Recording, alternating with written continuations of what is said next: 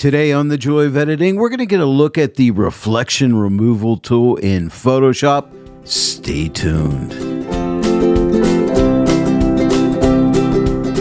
Hello everyone and welcome to The Joy of Editing with Dave Kelly. If you're watching this video on Christmas Day, I want to wish you a very Merry Christmas. Today we're going to look at the new reflection removal tool found in Photoshop's Camera Raw.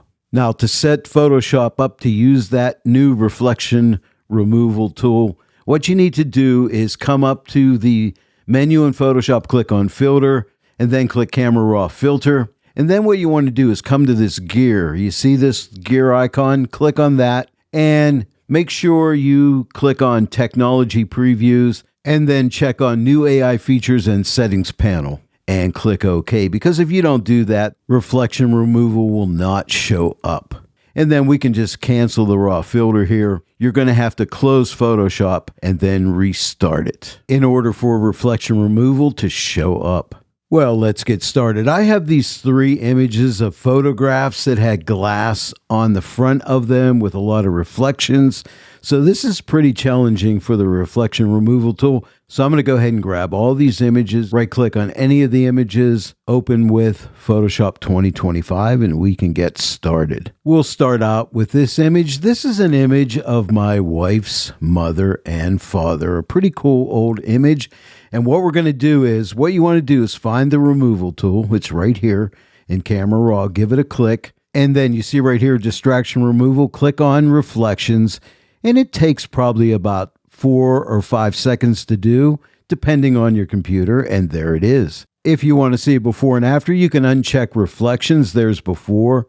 Check it back on. There's after. And then you have the little eye. You can click and hold on the eye. There's the before.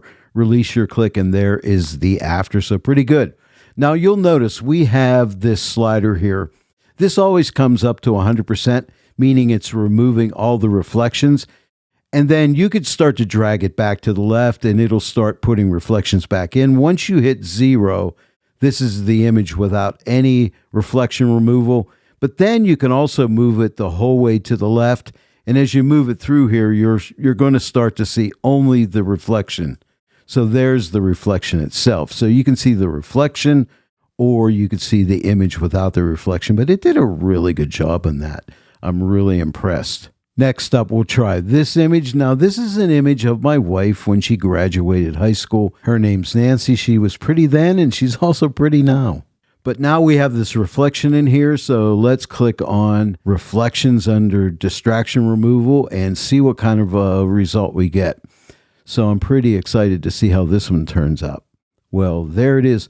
You know, pretty darn good. So let me go ahead and uncheck reflections. This is before, this is after. And now let me drag this slider over to the left. And now you can see me taking the image with my iPhone. Now, one thing I need to tell you about reflection removal, and I forgot to say this, it only works on RAW files. And right now it's only in Camera Raw. Hopefully it'll be coming to Lightroom soon. It only works on RAW files. I believe they're working on the ability for it to work on other types of files, like probably TIFFs and JPEGs and so on. So right now it's only RAW files. Let me go ahead and click on this last image. This is a picture of my wife, Nancy's dad. So let me go ahead and click reflections. Now remember, you got to click on the remove tool to get to this distraction removal, and hopefully they'll add more different types of distractions they can remove. So let's click on reflections and see what kind of a result we get. Okay, again, it does a pretty good job. It looks like it missed this area right here, but you'll notice I have the remove tool selected, so I can go ahead, I can just paint right across here, and that is gone just like that. And I also have a few dust spots here and right here, which can easily be removed with the remove tool. Now, if I wanted to open up these three images in Photoshop, I could right-click on any one of the images, click on Select All, and then just click Open, and these three images would open up in Photoshop. And then I could further do whatever I need to process these images. I have one more example to show you, but this will not be a picture of a picture. Now, here is the final example. This one's going to be tough because we have a car with reflections in the car body. We have reflections of people in the window. This is me right here. This is my wife. And we have some cars back in here. We have some trees reflected in the windows. So let's see what this one can do. Let's click on the remove tool.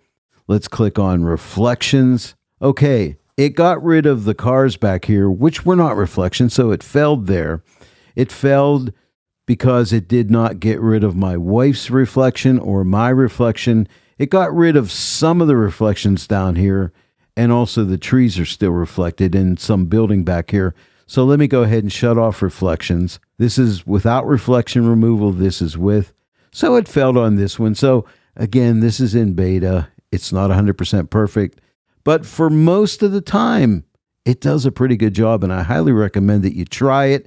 And let me know in the comments section below, what do you think about this new reflection removal tool? I think it's really cool, and I'm looking forward to more of these kind of advancements in Photoshop for distraction removal. Well, there it is, everyone. I hope you enjoyed today's look into the reflection removal tool in Photoshop. If you enjoyed today's tutorial, please give it a like and share it with your friends. If you're not yet a subscriber to my channel, please subscribe. Click the bell notification icon. Click all so that you'll receive all notifications. And then every time I upload a new tutorial, you'll get notified about it. I want to thank each and every one of you for joining me today in the Joy of Editing with Dave Kelly. And I'll see you all right here next time. But until then, happy editing.